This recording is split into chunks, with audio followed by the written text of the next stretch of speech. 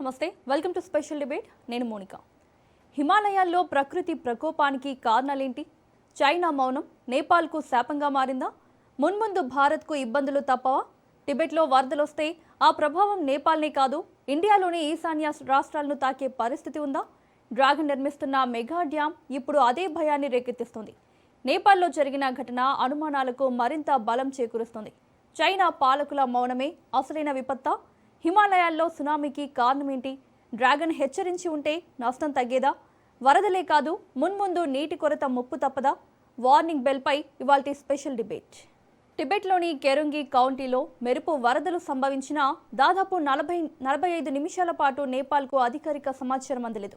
వరద నీరు నేపాల్ వైపు దూసుకొస్తుందన్న సమాచారం స్థానికుల ద్వారా తెలిసేలోపే నదులు ఉప్పొంగాయి. బీజింగ్ నుంచి అధికారిక సమాచారం వచ్చిన సమయానికి వరద ముంచెత్తడం మొదలైపోయింది. అదే పరిస్థితి భారత్కు ఎదురైతే అనే ప్రశ్నలు ఇప్పుడు హాట్ టాపిక్గా మారాయి.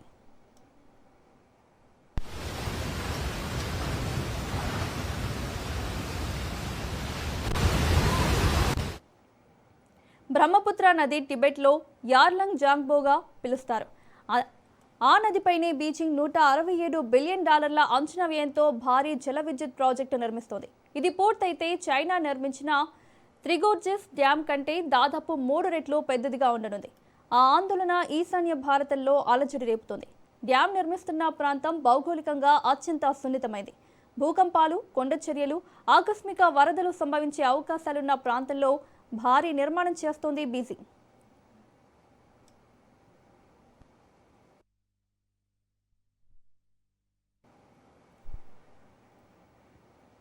భారత్ చైనా మధ్య నదీ జలాలపై సమగ్ర వివాద పరిష్కార ఒప్పందం లేకపోవడం, ప్రవాహం, వర్షపాతం వంటి సమాచారాన్ని ఇచ్చిపుచ్చుకునేందుకు అవగాహన వ్యవస్థ ఉన్నా దాని భవిష్యత్తుపై అనిశ్చితి కొనసాగుతుంది. ఒకవేళ టిబెట్లో ఏదైనా ప్రకృతి విపత్తు జరిగితే ఆ సమాచారాన్ని చైనా భారత్కు ఆలస్యంగా అందిస్తే, లేదంటే అసలు అందించకపోతే బ్రహ్మపుత్ర దిగువ ప్రాంతాల్లో పరిస్థితి ఎలా ఉంటుంది?